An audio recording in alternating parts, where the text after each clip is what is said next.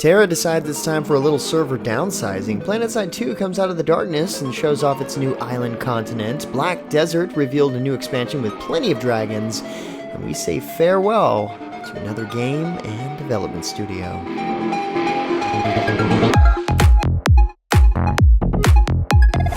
What's up, guys? James Blonde here with a weekly recap for gaming news and announcements for the week of September 7th, 2018. And starting out the news this week, we've got a double dose of TERA headlines.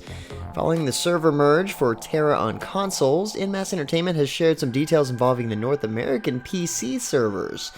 As of September 18th, the PC servers in this region will also be merging. This is intended to unify the PC community on 3 servers in order to provide more opportunities to group, PvP, and improve the overall economy. So in other words, it'll be easier to run into more players, and having this many servers as they do currently spreads their player base a little too thin. Ascension Valley and Tempest Reach will merge into new PvE server. Mount Tyrannus and Fey Forest will merge into a PvP server, and Celestial Hills will remain as the PvE RP server. And a bit of console news for the game, Xbox One and PS4 will receive the new Ninja character class on the same day. And we actually got to do some hands-on testing with the Ninja at PAX West, and you can see the full write-up on our time with it linked in the description below. Check it out. Next up, it seems like it's been a little while, but Daybreak Games revealed a first look at PlanetSide II's new island continent in last week's livestream. The island, known as Osher, will consist of multiple islands with several different terrain types, such as the crystalline forest, tropical jungles, desolate dunes, and underground cave system. The goal of Osher is to be less typical landmass, with fewer bases than normal to encourage different gameplay strategies, but you don't have to take my word for it. Osher is a continent that is going to be mainly driven by multiple islands, and you will not have warp gates on this continent. You are instead going to have access to Bastion fleet carriers, and they will act as your pseudo warp gates. There will be multiple Bastion fleet carriers. Each side will have them. Potentially, they'll rotate around the map, potentially. But what that does is it gives us the opportunity to kind of spread the forces out, and you will be able to attack each base. There's a very limited lattice, less bases overall, more logistical play comes in here. So seems like it would be what players are looking for. I'm honestly a little surprised that it's not yet a Battle Royale island. I should probably shut up now before I jinx it. Also this past week, Black Desert Online revealed a new expansion known as Drieghan. The expansion features a new area known as the Drieghan Zone, bringing 300 new quests, fresh nodes to conquer, and a new boss called Garmuth. Drieghan, also known as the Land of Dragons and the ancestral home of the dwarves, is a huge new mountainous area where adventurers will be able to travel to Dovenkroon, the capital of Drieghan, which shows a variety of environments of an alpine region.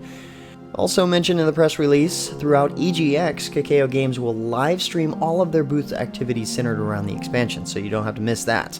EGX attendees will also have the opportunity to play the new content as well as receive a game code for it, among other goodies, so keep a lookout for other announcements as the new expansion gets closer to launch.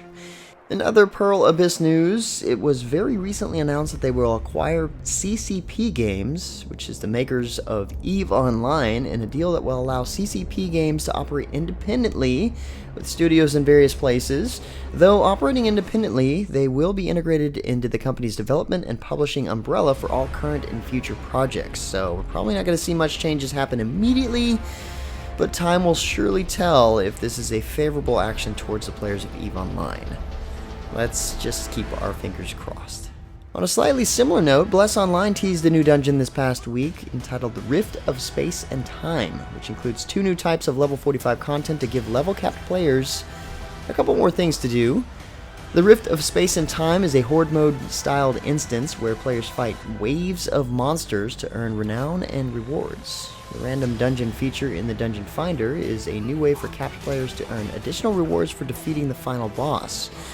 That's all fine and dandy, but it really just seems like players, all they want is better optimization and bug fixes.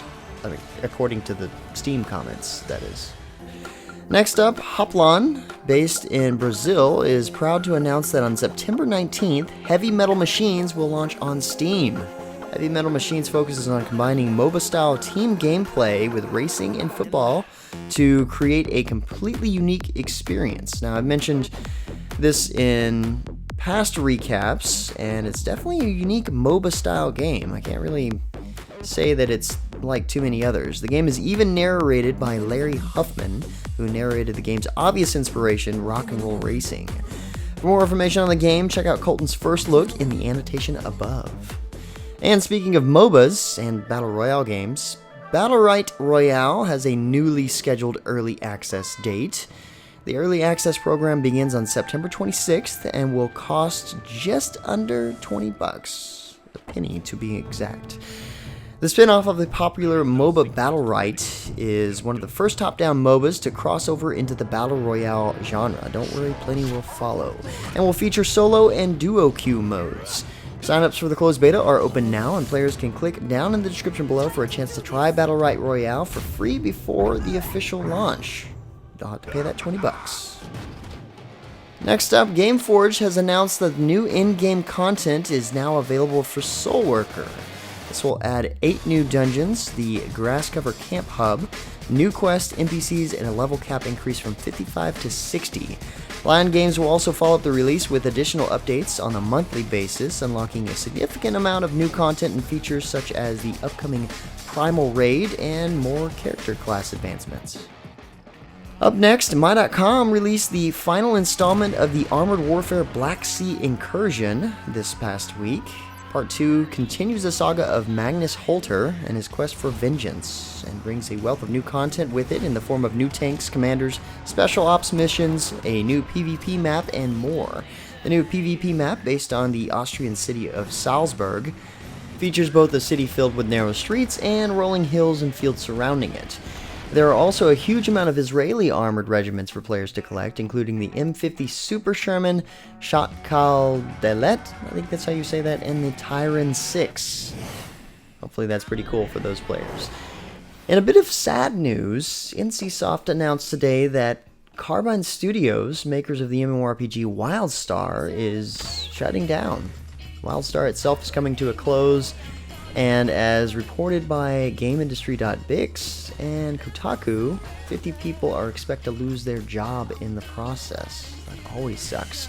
Wildstar has struggled from the beginning to maintain a strong player base despite the unique gameplay mechanics and artistic direction, and I honestly don't know why that game didn't do better. It was almost like a platformer MMO. Really awesome concept, and it delivered on nearly everything it marketed. I guess it's just hard to keep a game like that fun for very long, and going free-to-play can only do so much. Sad day. Anyway guys, that's about it for all the major news and announcements for this week. Like always, thank you so much for your support. For more information on the news topics, check the links in the description below. Feel free to discuss the news or more news in the comments below. Don't forget to like, subscribe, and share this video. But until next time guys, that's going to be it from me. I'm James Blonde. See you out there, gamers.